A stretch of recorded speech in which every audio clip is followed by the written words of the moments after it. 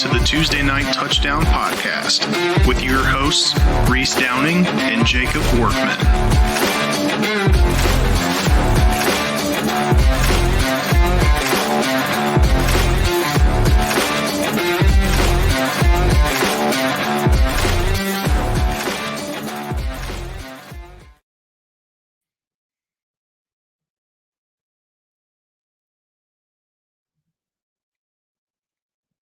We're live.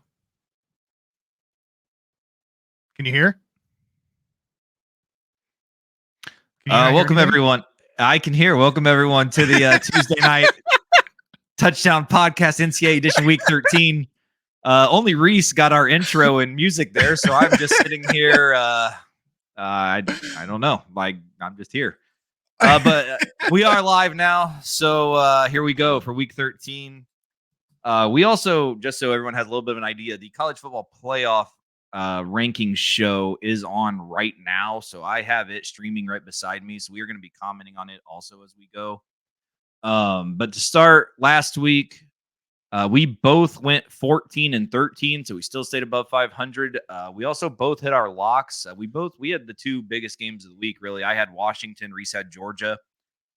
We did just have the first drop. Number 25, Liberty. Number 24, Clemson. Number 23, Tulane. Number 22, NC State. And number 21, Tennessee.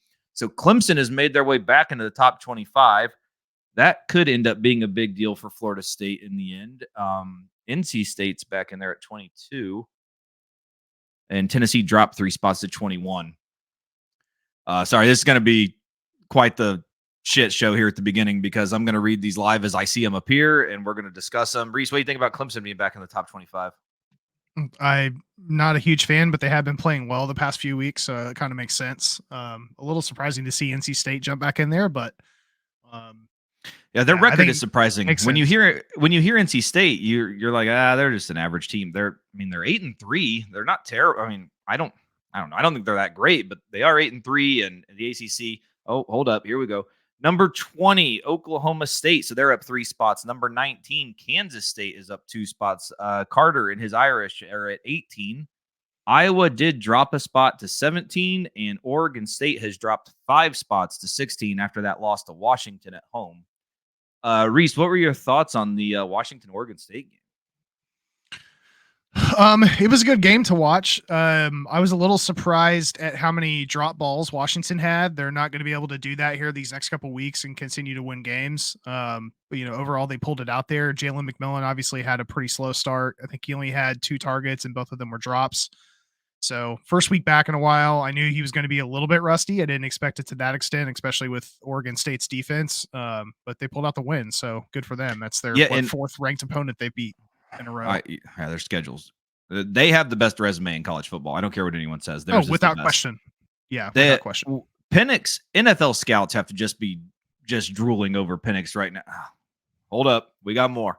Up 2 spots to number 15, Arizona. Up 1 spot to 14, LSU. Up 1 spot to 13, Oklahoma. Up 1 spot to 12 is Ole Miss. And up 1 spot to 11 is the most fraudulent team in the nation, Penn State. All right, so there is that. Arizona continue rolling. Me and Reese have talked about that the last few weeks. I love Arizona. Arizona's hot. No one on earth wants to play that team right now. And I believe the Pac-12 tweeted this out for tiebreaker information.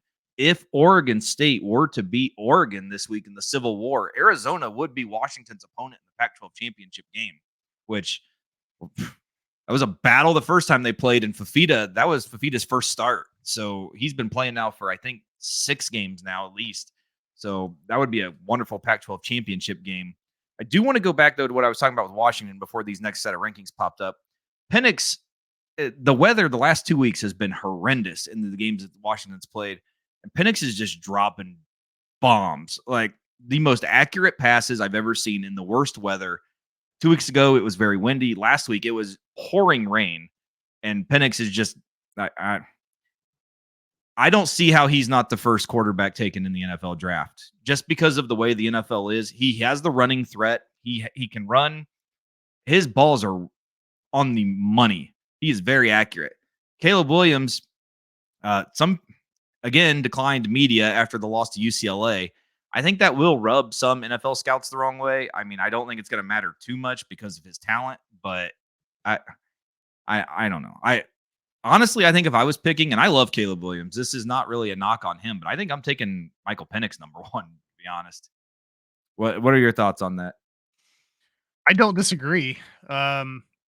This is going to be an interesting draft. Not to bogart our college show into the NFL, but this is going to get interesting because Chicago right now has the number 1 pick, and they have Justin Fields. But and he played well last week against Detroit, but they haven't been able to win games with him, and they can definitely leverage him to get at least 1 first round pick. There's going to be teams out there that are in desperate need of a quarterback that aren't going to be in a position to get that in the first round. We have only one, apparently. Number 10, Florida State's opponent in the ACC championship game, 10-1 Louisville, up to 10. Or actually, gotcha. Stayed at 10. They were 10 last week. Stayed at 10. I was going to say they were 9 or 10. I thought, but yeah, I mean, this is a QB heavy draft. I mean, we have Drake May, we have Caleb Williams, we have Michael Penix, we've got Jordan Travis. Unfortunately, that Jordan Travis injury happened, and that really sucks. I don't know what that's going to do to his draft stock, but yeah, I mean, right now, if it's me picking and I'm the Bears, I'm taking a flyer on Penix and trying to move Fields for some draft picks. That would be a Bears thing, too, to do that with Caleb Williams sitting there. That's kind of like the Trubisky. Yeah. I mean, hopefully it doesn't end up that way. I don't think Penix is anywhere near. No, Trubisky, I don't either, but I think Bears fans would be furious at that pick if they did that over Caleb Williams. Just to update. So number 10 was Louisville at 10-1. Number 9, Missouri 9-2, and Bama is 8 at 10-1. So 10, 9, and 8 have remained the same so far. Okay. Yeah. So continuing on this draft conversation, ESPN just released a mock draft with their usual suspects: Yates, Miller, Reed, those guys. They have Caleb Williams going 1, and they have Drake May going 2 to the Giants. And they do not have another quarterback coming off the board in the top 10. Who is the next one? Is it Penix, or do they have someone else? They stopped it at 10. So they didn't do any picks outside of that. Just to do a quick rundown here. Caleb Williams was number 1. Drake May was 2. Marvin Harrison Jr., 3, going to the Cardinals. 4, the Patriots select Fashanu, offensive tackle from Penn State. The Bears also hold the number 5 pick. They've got them picking Dallas Turner, edge rusher from Alabama. 6 is Washington Commanders, choosing Joe Alt from Notre Dame.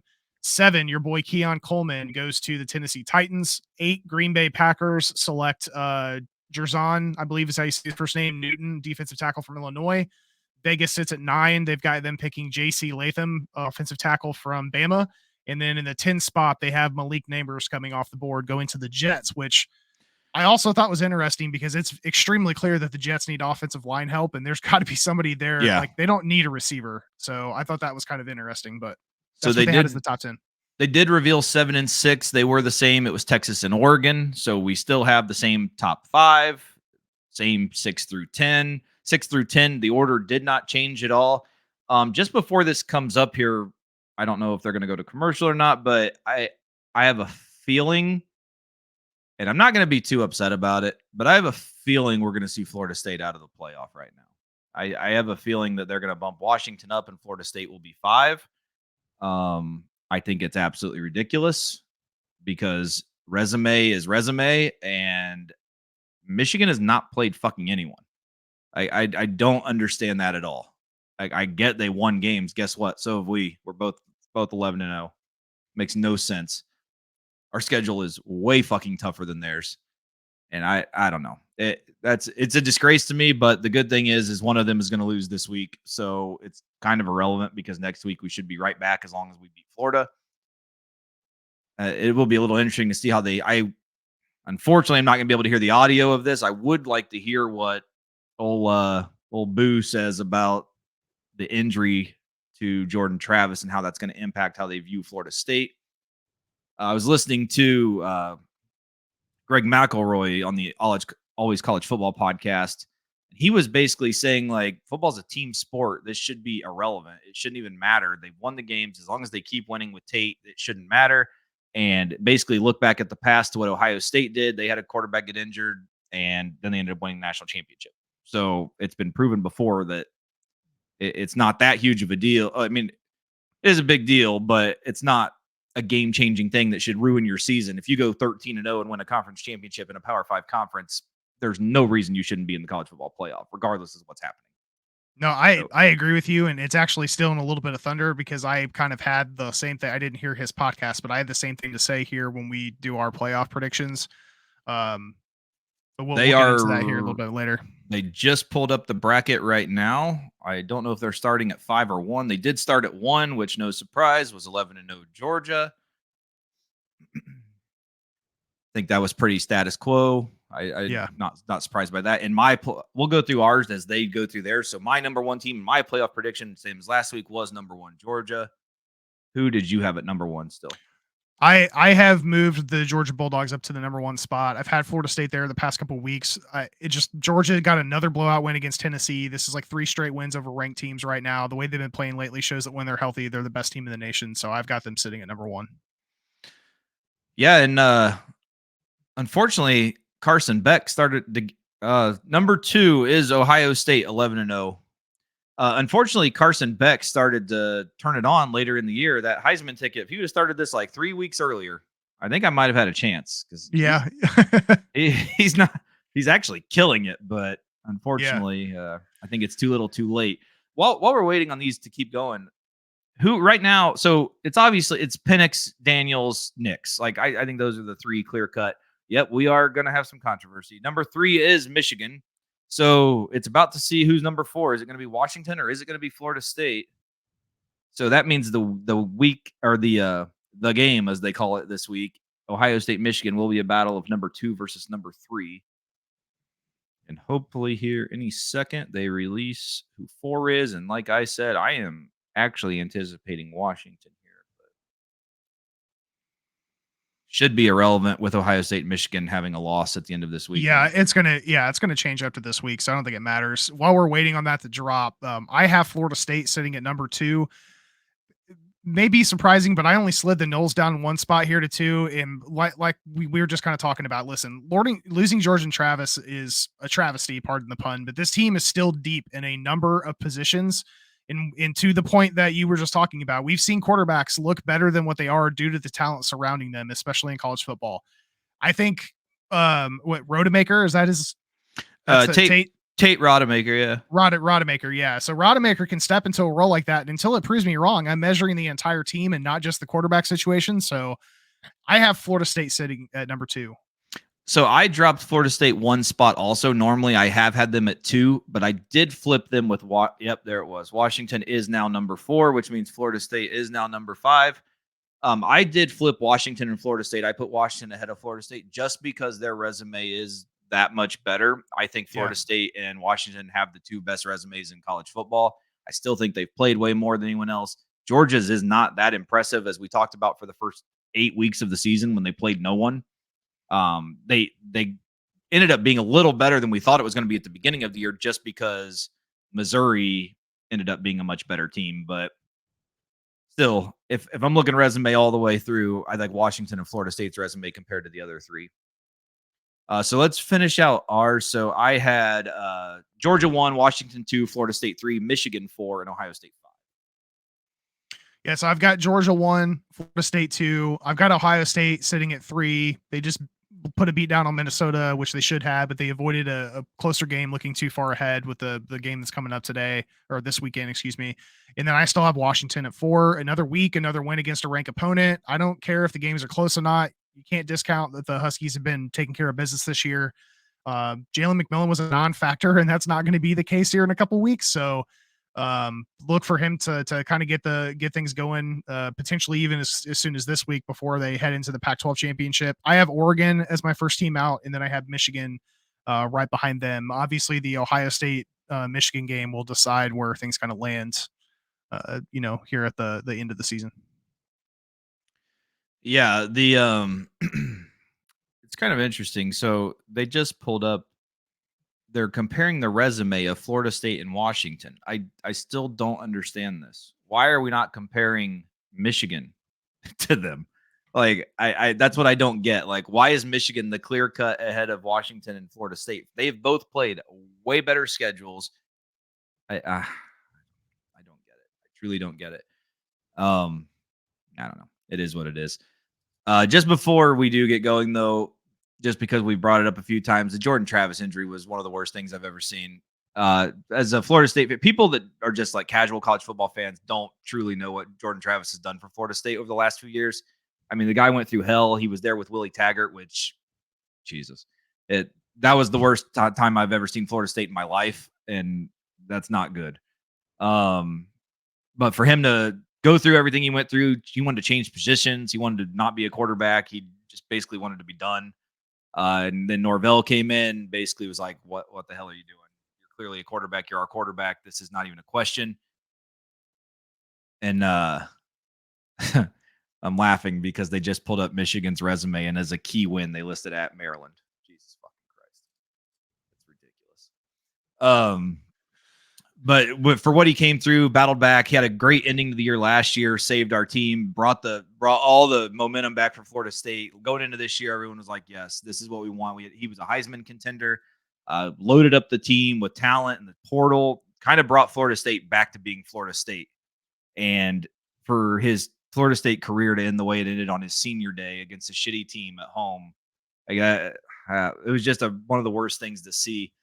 Unfortunately, it was on the CW network, so probably a lot of people didn't even see the damn game. But there was a pretty cool moment when they put him on the stretcher, or he wasn't like on a stretcher, but he was sitting on one. They were taking him on the cart over to the ambulance, and all of Doak just erupted in the war chant for him. It was pretty badass to see.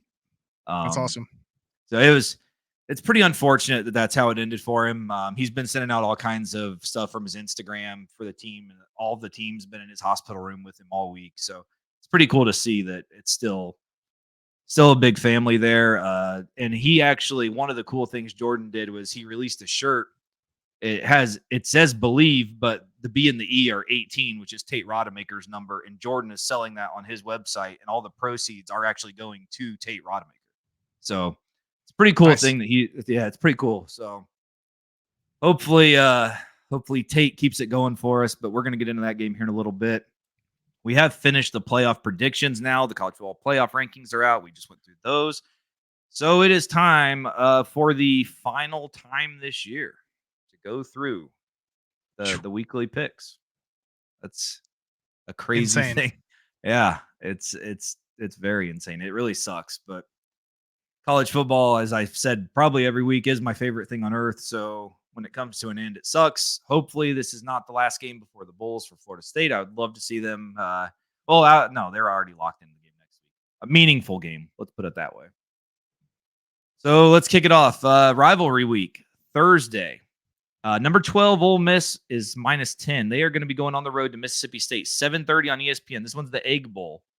9-2 Ole Miss beat UL Monroe 35-3, while 5-6 Mississippi State beat Southern Miss 41-20.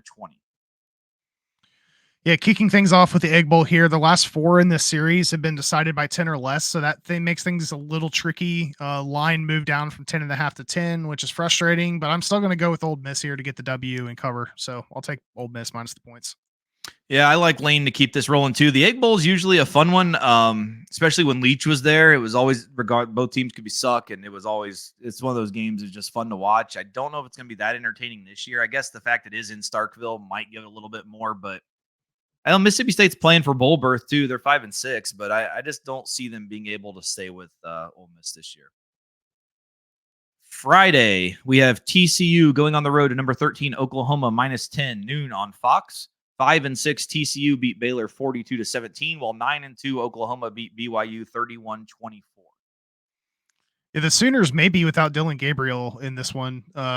So they may come out with a freshman quarterback, which will definitely have an impact. TCU also needs one more win to get bowl eligible. So Hoover and company are going to likely make this a contest. I'm going to gamble here and say that the Horned Frogs keep this within 10. So I'm either thinking this is either going to be a push or TCU covers the points. So I'm going to take the Horned Frogs here plus the points. Yeah, I went with Oklahoma just because it's on their home field. I give them a little bit more credit at home. If it was at TCU, I would say maybe, but I do like Oklahoma at home to go ahead and wrap up the season. Also Friday, number 20, Iowa going on the road to Nebraska. Nebraska is a 2-point favorite at noon on CBS. 9-2 Iowa beat Illinois 15-13, while 5-6 Nebraska lost to Wisconsin 24-17 in overtime. Yeah, Nebraska's on a 3-game skid, which makes this line a little surprising to me. Iowa obviously is already in the Big Ten championship, so clearly I don't think this game matters too much for them. I do think they are the better team. So I'm going to go with Mr. Water Polo here one more time for the outright win. Yep, I'm on the water polo team also. That's I think I saw the over under on this game was like fucking 26. Like this is it's so pathetic. I don't know if Iowa's had an over 40 this year. But Iowa it is for me also. Also Friday, number 23, Toledo, minus 10.5, going on the road to Central Michigan, noon on ESPNU. 10-1 Toledo beat Bowling Green 32-31, while 5-6 Central Michigan lost to Ohio 34-20. Yeah, Toledo back to being ranked. That's nice to see. MAC action. They deserve it. I think they're going to continue to prove why in this one. Look for DeQuan Finn and company to drop 30+ on the Chippewas here. So I'll take the Rockets minus the points. Yeah, I am on Toledo also. Last game before the MAC championship. I do like Toledo to get the win in the cover here. Does look like Big Boo Corrigan is going to be on the college football show next. And they just popped up and said Coach Norvell is going to be live on the show also. So I am heavily anticipating hearing what he has to say. Friday, this team cost me our college fantasy league last week. The Roadrunners, UTSA, at number 18 Tulane, minus 3.5, 330 on ABC. 8-3 UTSA beat USF 49-21, while 10-1 Tulane beat FAU 24-8. Yeah, this is actually a pretty decent QB matchup with Pratt and Frank Harris. Tulane needs the win to get into the AAC championship, and I think they get it done at home. So I'm going to take the wave here minus the points. Yeah, UTSA, a little bit of a slow start when Frank Harris was out to start the year, but they have been absolutely rolling. I am back on the Roadrunners. I'm going to take UTSA. I like them to win outright, but I will take the plus 3.5. Another Friday game, number 10, Missouri, minus 7.5 on the road at Arkansas, 4 o'clock on CBS. 9-2 Missouri beat Florida 33-31, while 4-7 Arkansas beat FIU, the airport, 44-20. That's our first airport reference since like week 2. It's nice to see them back. Yeah, on. Yeah, it's been a while. You and I have both been fans of what Mizzou's been doing this year behind Brady Cook and Luther Burden. They have a New Year's 6 opportunity if they get the job done here, and I'm sure they know that. So I'm going to roll with the Tigers here minus the points. Yep, I'm on Missouri too. I love them to get to the New Year's 6. We've talked about them all year. They're one of the more fun teams to watch in the nation. And this is kind of the situation I was talking about when I was talking last week or 2 weeks ago, whenever it was, when I said we got to get rid of the conference championships. Because a team like Missouri is going to have a huge advantage over whoever loses the Bama-Georgia game. Like, there's got to be something done about that. If Missouri wins this game, they're going to jump whoever loses Bama. Well, say Bama, we're going to assume Bama loses. They're going to jump Bama at that point. For a 12-team playoff, that becomes a huge deal. Like, I don't know. I think that's something that definitely needs to be looked at. We're talking like, I don't know. You're going to benefit from not playing in the conference championship game. And I just don't like that. It doesn't make any sense to me at all. Again, Friday. We got a lot of games Friday. Texas Tech going on the road to number 7 Texas. They're 12.5-point favorite, 7:30 on ABC. They are playing for the Chancellor's Spurs Trophy, but it's dynamic. 6-5 Texas Tech beat UCF 24-23, while 10-1 Texas beat Iowa State 26-16. Ooh, Iowa State, little teaser for something that's coming up here in a few. Yes. We've talked about how Texas Tech is the best bad team out there, and they've proven in the past couple of weeks that they're not that bad. They've won 3 straight. Interestingly, it sounds like Big 12 Commissioner Brett Yormark will be in attendance after making the comment earlier in the year that he's hoping for an upset in this game. I have a feeling Sarkisian and the Longhorns are going to come out and do their best to make a statement here on their way out of the Big 12. So I'm going to take the Texas here minus the points. I believe the saying is Wreck 'em Tech. I'm going with Texas Tech. I think they can hang around and maybe even make this close enough to win. I think this is a great game. I'm rolling with it's a night game too. And one thing I will say is the crowd in Austin never that's a huge ass stadium. And for a team like Texas, especially being back now, I'm never impressed with what goes on at that stadium. I don't know. No, the loudest person there is fucking McConaughey. Yeah. McConaughey. Yeah. He's doing all of his arm voodoo on the sidelines to fucking Jesus. But yeah, Texas Tech we've talked about for a while. I said I forget what their record was when I said it, but I was like, they're the best, whatever. I think 3-5 they were at that time. I think they were on a 3-game win streak. I think I said they're the best 3-5 team in the nation.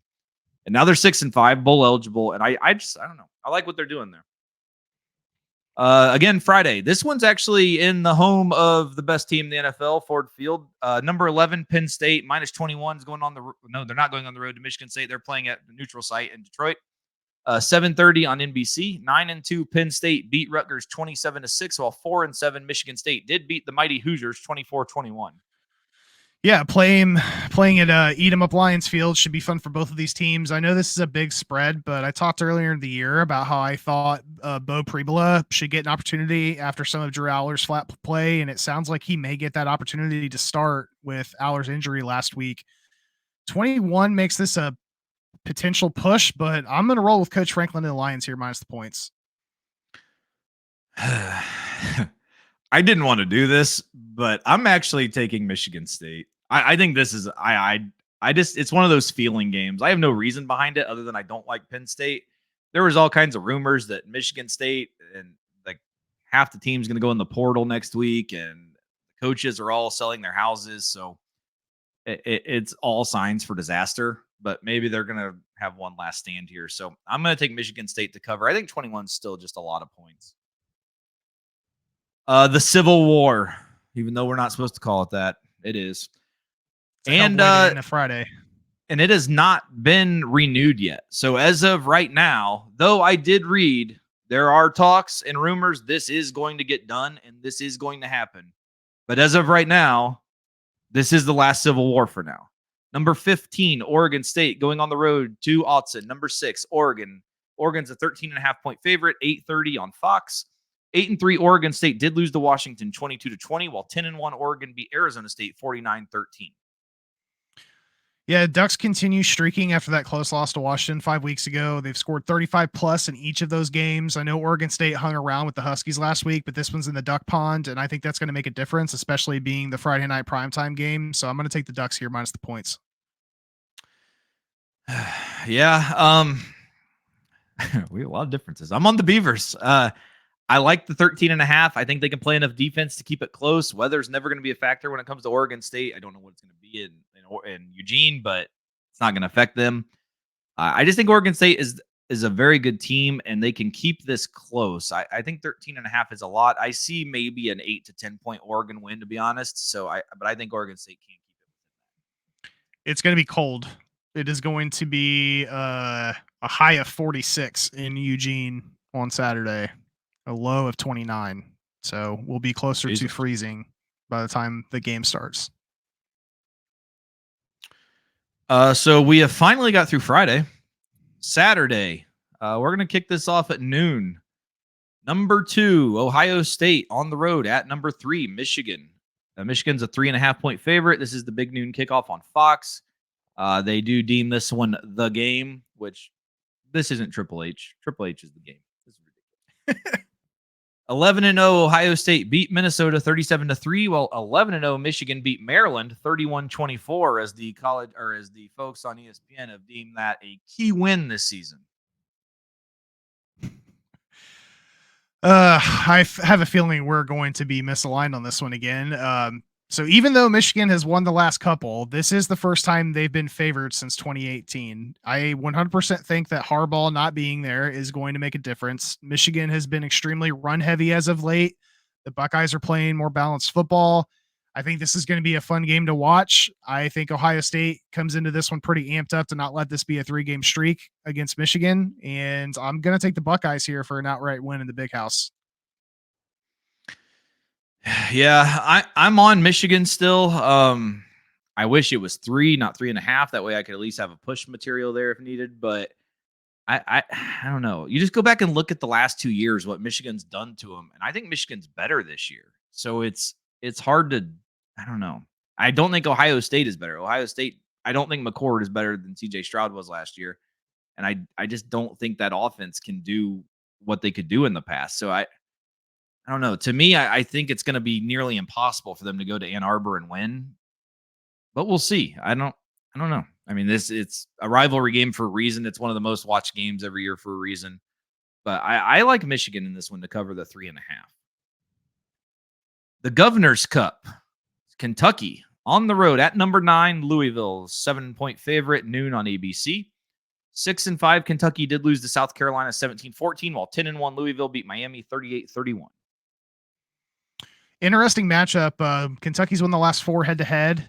Louisville's already secured a trip to the ACC championship. Wildcats have been skidding, though, as of late. They've lost 5 of the last 6. So I think Braum and the Cards are ready to put a cap on the season with a statement heading into that matchup against Florida State. So I'm going to take Louisville here minus the points to lock one up at home. Yep, I'm on Louisville also, and looking forward to the game in Charlotte in a week and a half. Texas A&M going on the road to number 14 LSU, 11-point favorite, noon on ESPN. 7-4 Texas A&M did beat Abilene Christian last week, 38-10, while 8-3 LSU beat Georgia State 56-14. Yeah, I honestly thought this spread may be a little bit closer than where it's at, but it's actually gotten bigger. It started at 10.5 when we first looked at this. Now it's at 11. Texas A&M has looked like a different team since Jimbo's exited.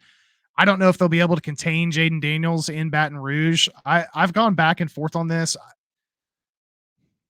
I think LSU wins it, but I think A&M can keep it within 10. So I'm going to go with the Aggies here plus the points. I'm on LSU minus 11. We have like 2 games we picked alike this week. This has been one of us is going to have a hell of a week next week. Well, we'll probably just split all of them and we'll be right around like we were last week. Yeah. That's pretty much what we did last week. I think this is Daniel's Heisman moment. I think he comes out, puts on a show. It's his last game before the Heisman ceremony. I think he wins it. I think it's his Heisman to lose right now. The Iron Bowl. Number 8, Alabama, 14.5-point favorite at Auburn, 3:30 on CBS. 10-1 Alabama did beat Chattanooga. We did a little lesson on them last week. They're the Mocs, 66-10. While 6-5 Auburn did lose to New Mexico State, 31-10. They might have been looking ahead a little bit. Yeah, what are your thoughts on this one? Bama's turned up the heat here in the second half of the season. That loss for Auburn to New Mexico State is surprising. I'm surprised, frankly, it didn't result in a request for them to vacate the SEC. This is a tune-up game, obviously, before Bama's showdown with Georgia. I think they're going to use it at that, so I'm going to take the Bama minus the points to get the W here in the Iron Bowl. Yep, I'm on Bama also. I've watched Auburn a few times. I've not liked anything that they do. I do know that Freeze will come out, and this is going to be one of those, let's try some bullshit games, see if we can get something going, maybe get an early lead and stay in contention, but I just don't think that's going to happen. So I do like Bama to get the cover here. Number 22, Liberty, 17-point favorite on the road at UTEP, 3:30 on the CBS Sports Network. 11-0 Liberty did drop the U and the M from UMass, 49-25, while 3-8 UTEP lost to Middle Tennessee, 34-30. That's never going to get old. One more and the Flame have their perfect season. Salter continues playing lights out. Shouldn't be any different against UTEP. I'm going to take the Flame here minus the points on the road to put a stamp on their perfect regular season. I am with you. I like them to cover 17 and 12-0.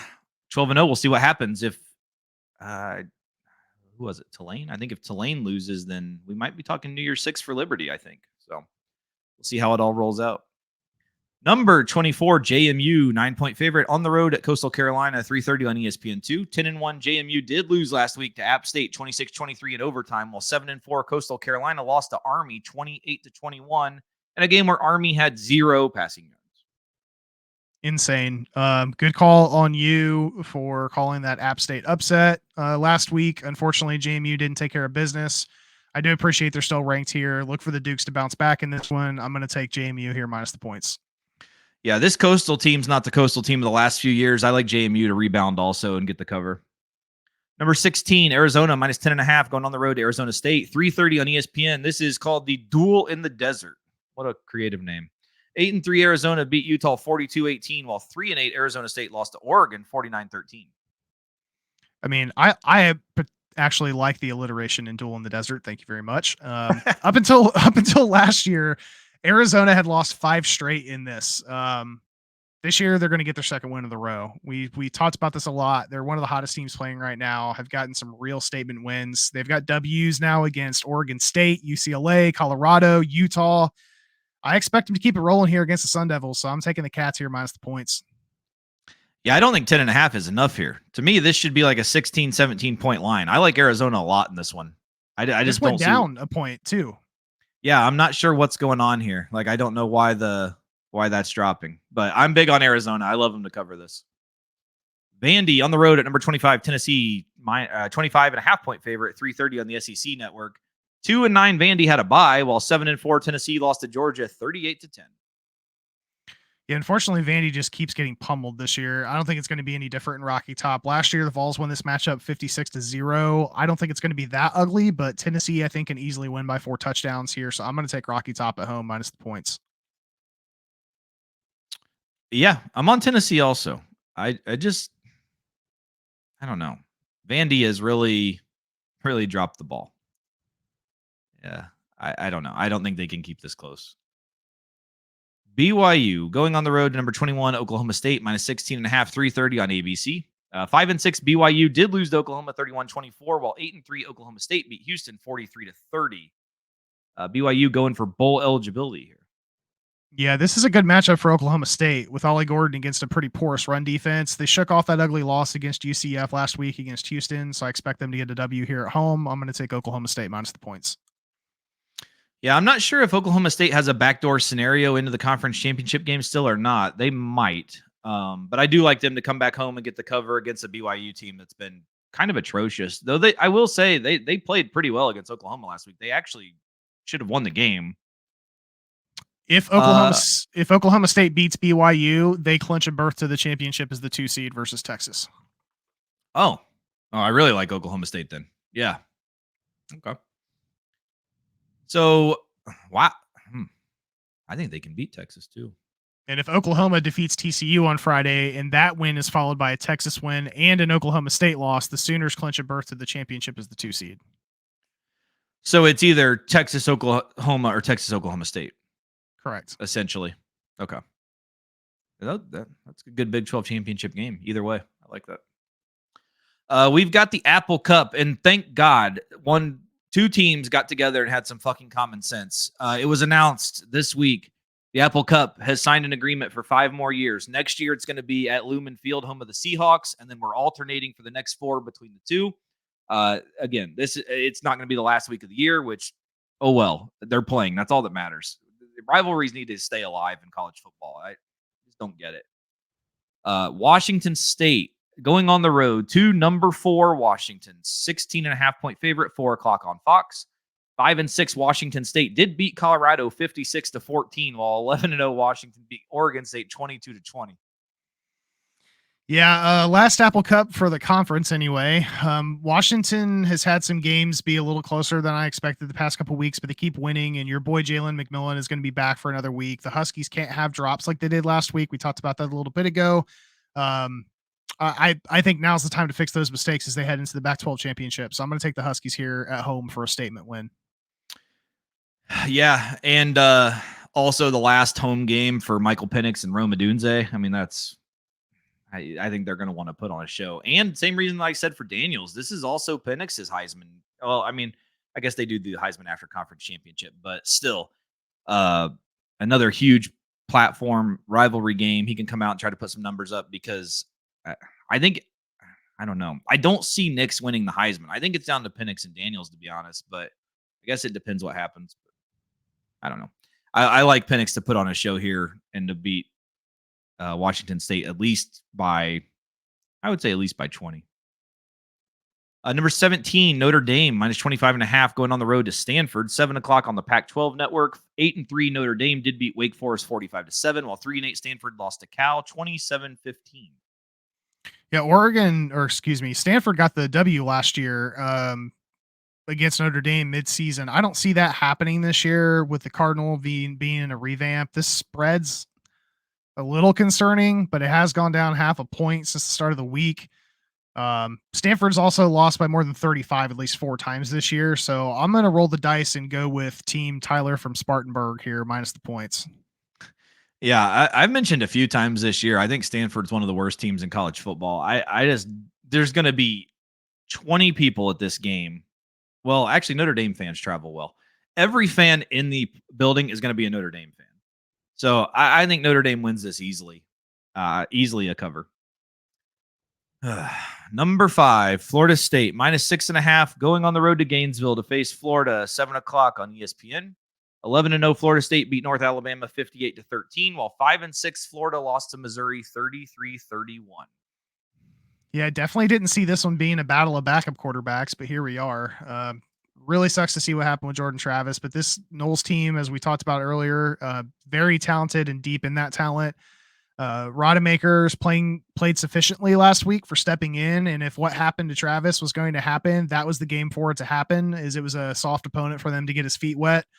I'm going to take the Knowles here to wrap up their regular season with the victory minus the points on their way to a showdown with Louisville in the championship game.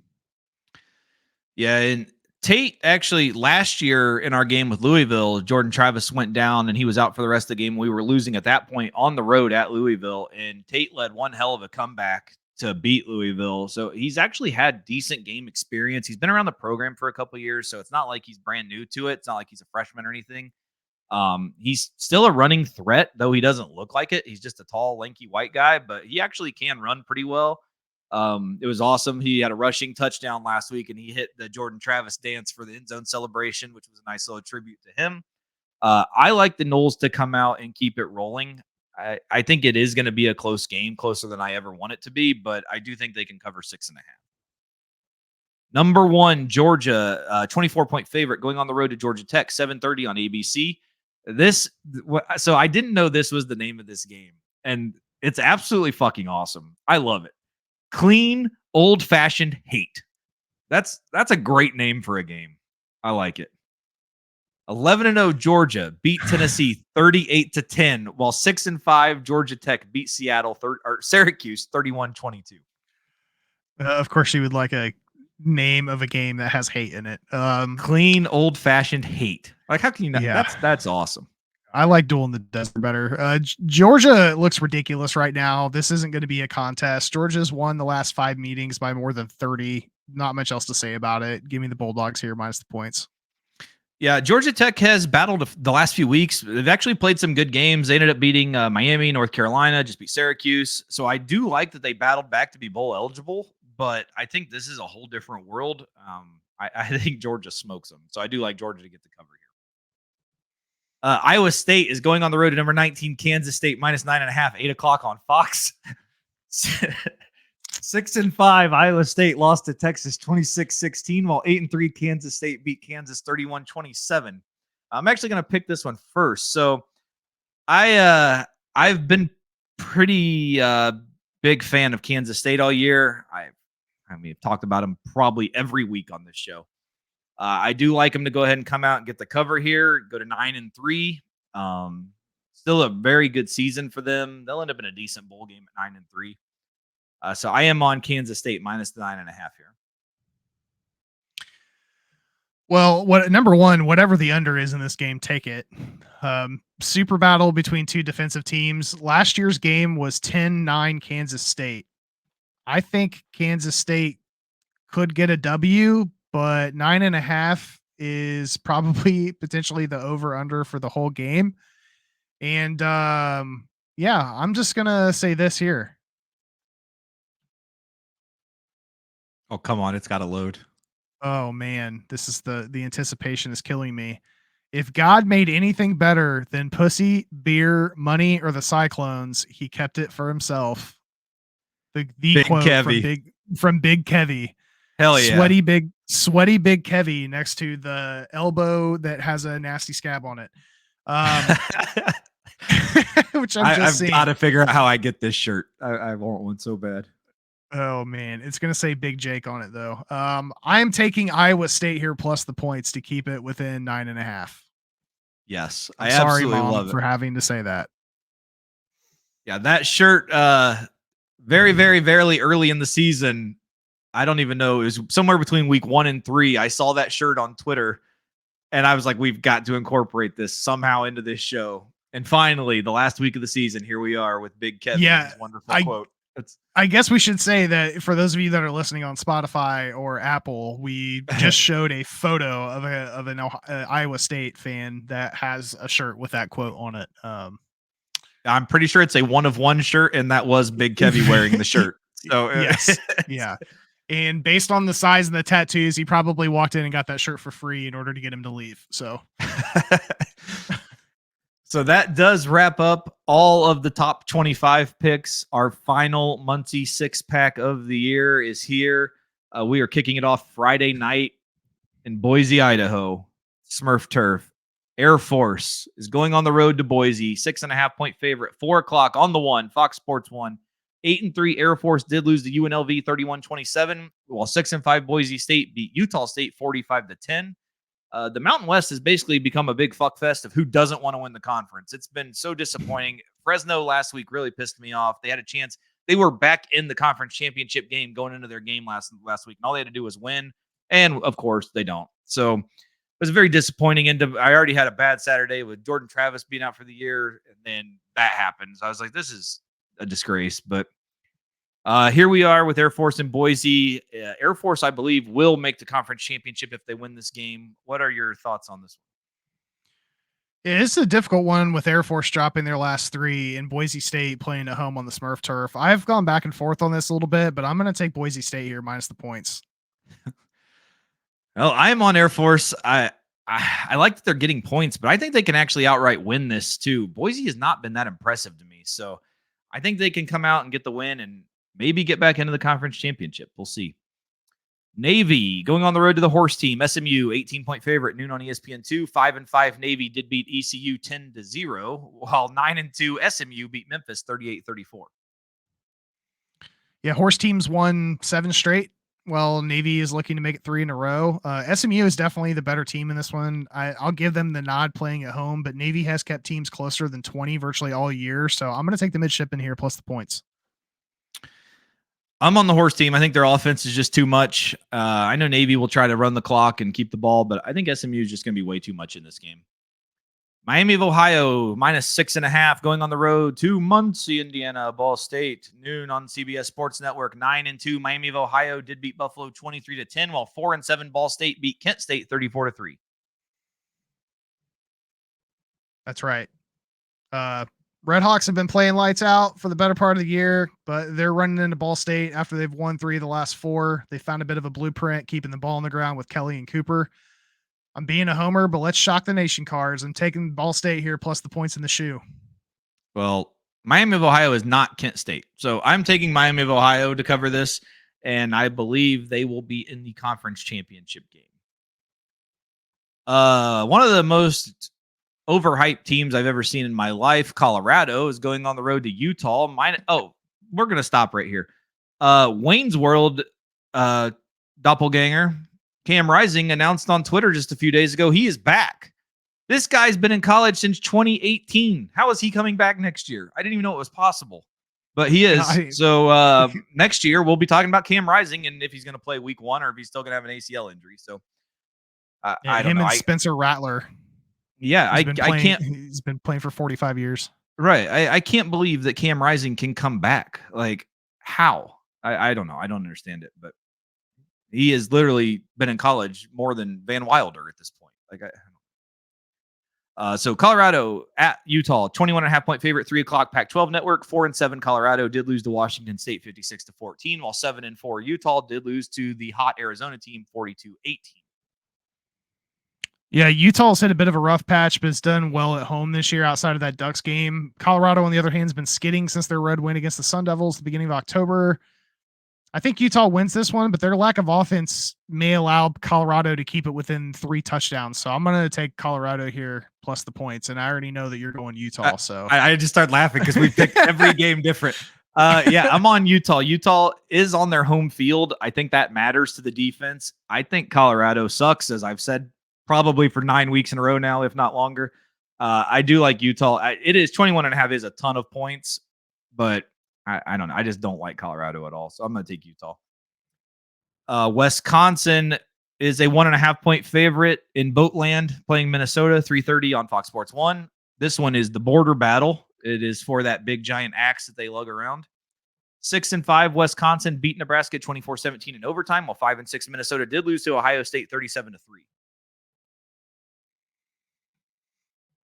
Badger team's been all over the place this year. Minnesota can put points on the board. This is a tough one to predict, but I'm going to take the Badgers here, thinking they can secure a 3-point win. I just want to interrupt this real quick. So they just put up the all-state playoff predictor for best chances to reach the playoff. Georgia's number 1 at 75%. Ohio State, 63%. Florida State was 3. Michigan was below Ohio State in that. So the playoff predictor is assuming an Ohio State win, just because we had talked about that just a few minutes ago in that game. I find that a little bit interesting. Michigan being the favorite in that. Who did you pick in this game? Wisconsin. Of course you did. So I'm on. I got some super glue. I tried to get my oar back together. I called Billy Mays or whatever the hell the guy's name is, get my Flex Seal. I'm putting my boat is going to be operable this weekend for the last time this year, and I'm riding with PJ Fleck in Minnesota. That can only lead to one thing: disaster. But quietly, probably quickly. A very, very, very good game. This is a sneaky good game that no one really cares about, but people that truly love college football, because this game is going to be awesome. Jacksonville State is a 1.5 point favorite on the road at New Mexico State, 4:00. And there's only one network you can put a game like this, and it's the Plus, ESPN Plus. 8-3, Jacksonville State beat Louisiana Tech 56-17, while 9-3, New Mexico State beat Auburn 31-10. Aggies played really well against Auburn last week. Impressive win, super red zone efficient, kept Auburn on their heels all game. I think this is going to be a high scoring affair. It's going to be really fun to watch. I would not be surprised if both of these teams put up 40. I'm going to take Jack State here plus the points. Could be a hangover game a bit for the Aggies, but I'm going to go with Jacksonville State, which means that you're going with New Mexico State.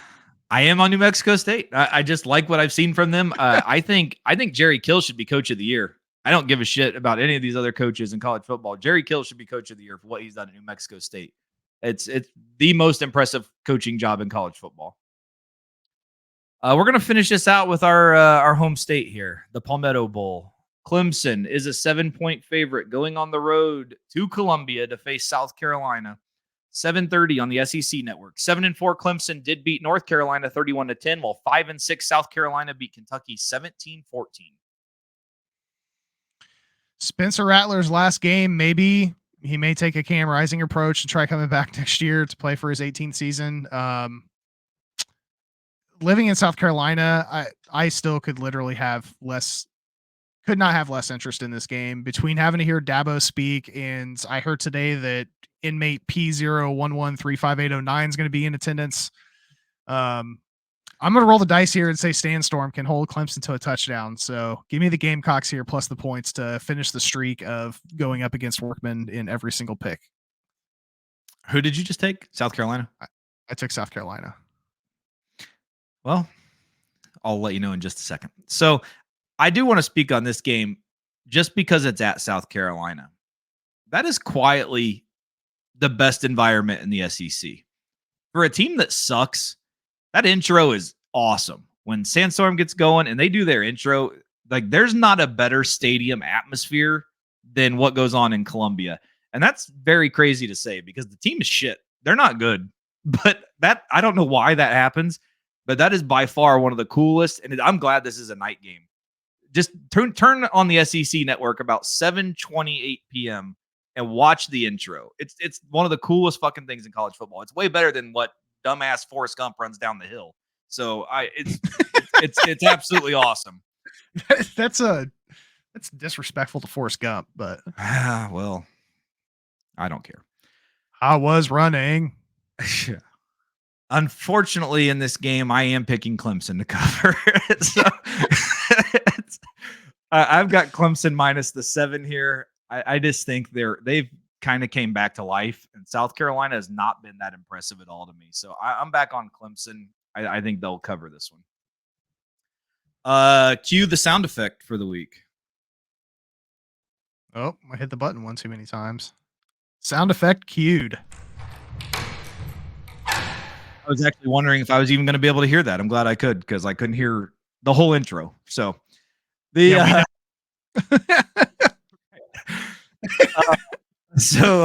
Reese, for the final regular season week, what is your final regular season lock of the week? I am locking in on Georgia over Georgia Tech. They did me right last week. The Bulldogs are on absolute fire right now. They should be able to handle Georgia Tech easily. They've done it the past few years. Lock me in on the Dogs minus the points. Wow. So they just pulled up what the 12-team playoff would look like right now, and I was so highly confused because Florida State had a bye, but that's because Ohio State and Michigan are both in there. Michigan, the first round matchup, which actually would be an awesome game. They have Tulane. Tulane would be at the Big House playing Michigan. Winner of that playing Florida State. God, I can't wait for the 12-team playoff. Those are the games you want to see happen. My lock of the week, especially actually, if Tulane beats Michigan in the Big House. Yes, please give me Tulane in the second round. I'll be dancing. My lock of the week is actually kind of surprising and it actually fits the bill of how this week has gone, because you kind of talked shit about this game earlier and I was laughing. I wasn't going to say it was my lock, but I'm taking LSU to cover against A&M. Oh, I'm taking the 11. So I like I said earlier, I love, this is Daniel's Heisman moment. And A&M's not good. I don't know. I think this one's LSU all day. And I do want to say something, since A&M is the topic here. I don't know if you've ever gone on YouTube and watched one of those midnight yell sessions. I don't know how anyone could possibly be a fan of Texas A&M if you watch one of those. You'll never see. I'll refrain from saying some of the things I want to say, but you'll never see a dumber thing on earth than that. It is. Words cannot describe what goes on at those things. Let's just say that. You hear the commentators and stuff talk about it, like, oh, they had midnight yell last night and it's this big, awesome thing. I promise you, if you go on YouTube and watch it for 30 minutes, you'll say, I will never root for this team again in my life. It's one of the worst things you've ever seen. I don't root for him now, so. They had Captain Jimbo, so I definitely wasn't rooting for him. But so that wraps up our final week of college football. It's devastating. Sad.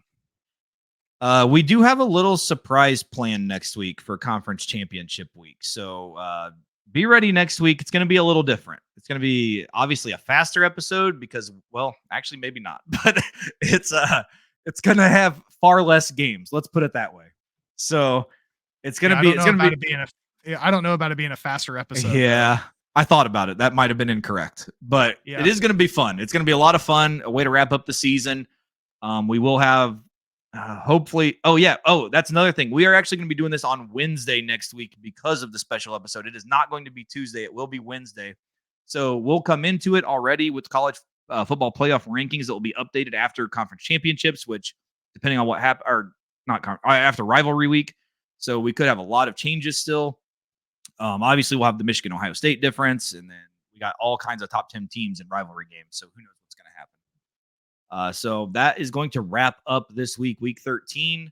Like I said, next Wednesday night special edition is going to drop. It's going to be a lot of fun. I have a feeling. I'm sure there will be a lot of laughter and a lot of snide comments. So it's I didn't call you the fine citizen. We got right into the playoffs. So for the fine citizen on the other side of the screen, Reese Downing, I am Jacob Workman, and that is the end of our Week 13 college football episode. We will see you next week, everyone.